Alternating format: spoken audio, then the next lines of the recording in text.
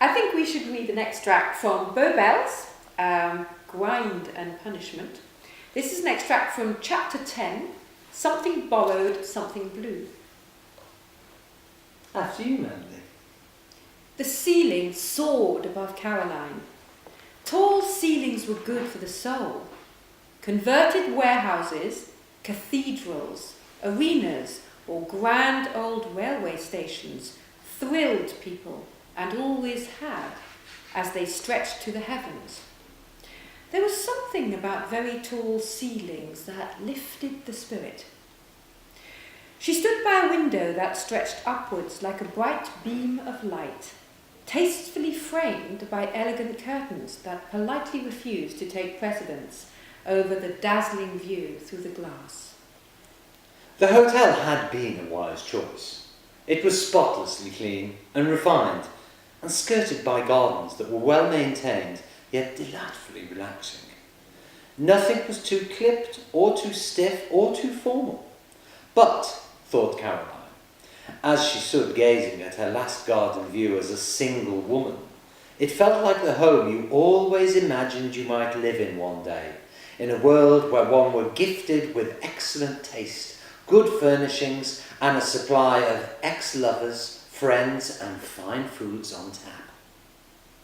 She sipped cold champagne from a heavy cut-glass flute. She took another, longer draught. It felt good. She was grateful. Even champagne could sometimes be a disappointment.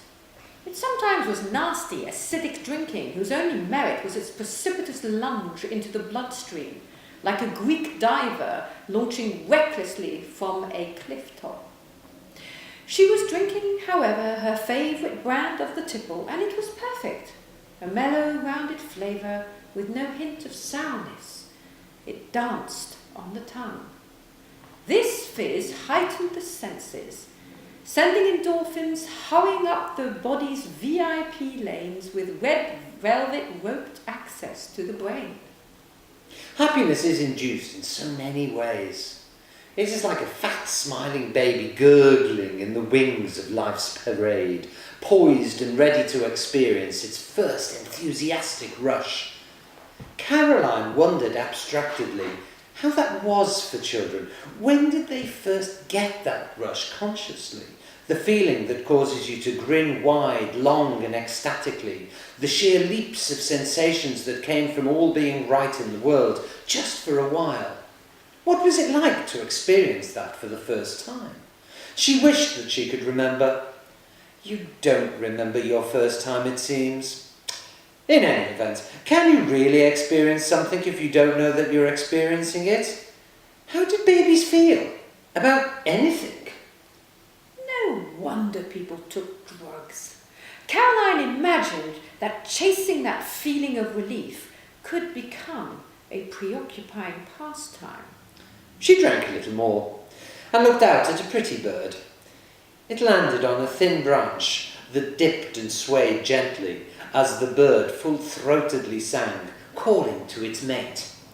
She was getting married in a moment. How on earth had that happened? Was she quite sure? Was she mad? Was it wise? Another deep draught brought with it some reassurance. If it all brought pain, she could control it. Did the pain even matter? Nothing could be perfect forever. At some point, you always have to leave the dungeon. Nothing lasts, but you do know if you love someone. The wonder of being in a suite was that one could get away from one's own party. Caroline could hear Kelly and Monique chattering away animatedly in the other reception room. They seemed both close and far away. Caroline had asked them to leave her for a moment. She wanted to walk alone for a moment in her dress. She smiled, thinking that one did sometimes have to walk alone. She was getting used to the gown. It felt very unusual, a glorious cream column of heavy silk, draped in classic Grecian style over her lovely shoulders. Sparkling long silver earrings set with tiny diamonds rained from her ears like spiders' webs holding captive shimmering drops. Her hair was swept up, set off with a delicate filigree tiara. Her red lipstick was deep and inviting. She was a breathtaking sight even to herself. She felt incredibly sexy. She felt powerful. This all boded very well.